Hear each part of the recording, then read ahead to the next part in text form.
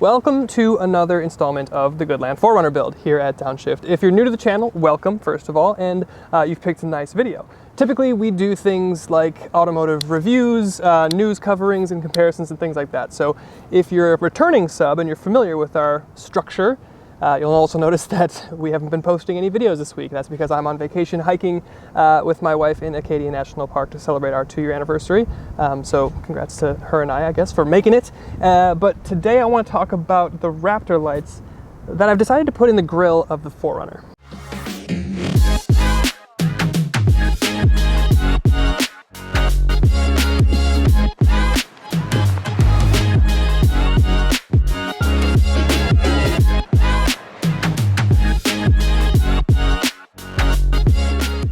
Now, a little while, Seven Sparta reached out to me and asked if I'd be interested in testing their Raptor lights. And I took one look at my knockoff Heritage grill covered in bug carcasses, and I decided, yeah, this could use a little something extra. However, I was not going to be just another stereotypical 4Runner that you see on YouTube or Instagram or whatever, running around with amber Raptor lights. That's too passe. We have too much creativity here at Downshift to do anything like that. So no, I said, send me the white LEDs. And I asked for this specifically because they come with a smoked black light casing. So the LED is a white light, but it is wrapped, or it's, I guess, encased in a smoked black plastic casing. So when the lights are off, you can't even see that they're in the grill. So I told Seven Sparta, yeah, go ahead and send the white LEDs. And like the next day they showed up at my house. It was super fast.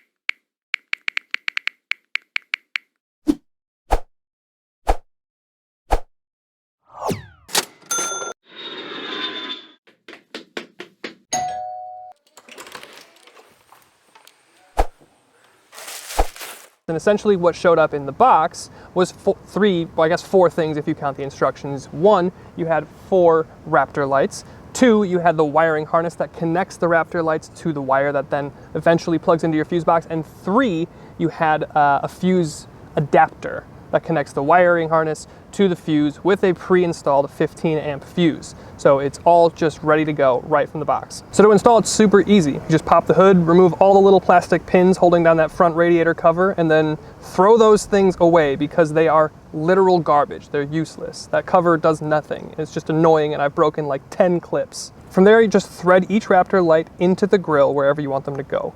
When they're in there fully, they will click and you'll be able to tell that they're not going anywhere. From there, you take part 2 from the box, the wiring harness, and you connect each light, but be sure to run the far light cables under the hood clasp so you don't close the hood onto the cable and obviously break it that way. Once all the lights are connected to the wiring harness, simply run the wire to the driver's side of the engine bay near the firewall. From there, there's a little rubber grommet against the firewall that should pop out pretty easily. Pop that sucker out and feed the wire into the opening until you no longer see the 2 split wires. Oh, and it also helps to tape these wires together before you feed it down into the firewall so you don't lose them. If the wires were fed through properly, they'll emerge into the footwell above the brake pedal.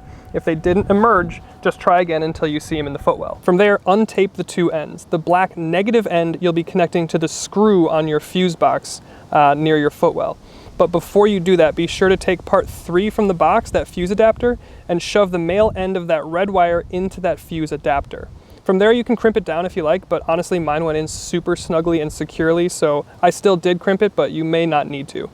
Then all you have to do is loosen the screw from the base of the fuse box, slide the metal end of that negative black wire that we were talking about under the washer of the fuse box, and then tighten that nut back down. I'm not an electrical guy, so maybe you could put this somewhere else, but I plugged mine into the empty slot between the 2 10s. Closest to the driver's feet, there's a sequence of fuses that go 15, 7.5, 10, 10, then you put your fuse in the empty slot, 10, 20, 30, 25.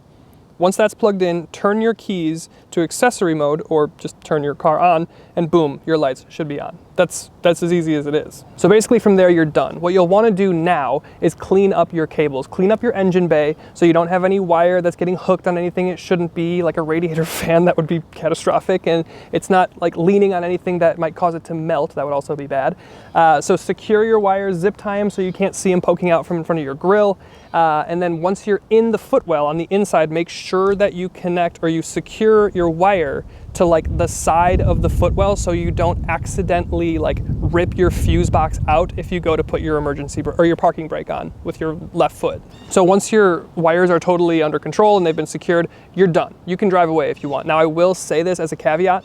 I have seen some people do this same install, but instead of going through the firewall and into the cabin, they secure, or they actually attach the fuse to the fuse box, the main fuse box, under the hood, and then they, attach the negative end to the battery itself. But this is the way that I did it.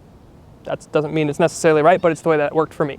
And then taking a step back and zooming out and just looking at the entire 4Runner so far, I've had this, I think, since January. I didn't start really doing anything to it until March, and we really haven't done a lot to it yet.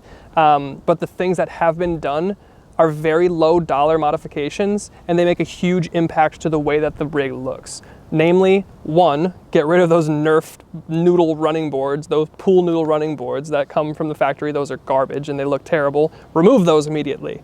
Then we had, well, granted we had the BFG KO2 tires put on. Shout out to BFG, so those were free, so shout out to them. That's been a huge improvement to the overall look of the car, but obviously tires are a fantastic investment no matter where you get them, what you pay for them. They're where the rubber meets the road, quite literally, so don't skimp on a set of good tires. We plasti dipped the wheels. That was like 50 bucks for the kit, and I still have like half the kit left over, so that ends up being like maybe 25 bucks, and I have touch up if anything goes wrong. We did 150, it was like under 150 bucks for the knockoff Heritage grill, which has been completely fine with me. And then the last thing that we did was the Raptor lights, and they're like $35.99 on Amazon for 7 Sparta, and like they're fantastic. Like I love the way that they look. They are always on when I turn my key to accessory mode, or when that car is actually on, which is a little bit annoying. I kind of wish they would go on with my DRLs. But maybe I'll take it to a dealer or somebody to have that actually figured out, because this is just the way it works out of the box. So there's probably people that are smarter than me that know how to do that properly, but like I said, I'm not an electrical guy, so this is how I've done mine. But yeah, the last thing I'll say was just, it's super cheap. It's like 36 bucks. It ships in like a day. It installs in like an hour. It's super easy, and it really kind of transforms the look of the whole truck. It's really cool. It's unique. The fact that they're not ambers, I really like that. And the fact that they're low profile, you can't even probably really see them on the camera right now. So all of that being done is like really inexpensive to do these modifications. Plus the roof basket was like 100 bucks. So between all that stuff, I've spent like maybe $300, and it totally transforms the look of the 4Runner. So I am super stoked with the way it's gone so far, but it makes it very obvious that the next things need to be addressed are these headlights. So I'll catch you next time, and hopefully with some new headlights. Thanks for watching.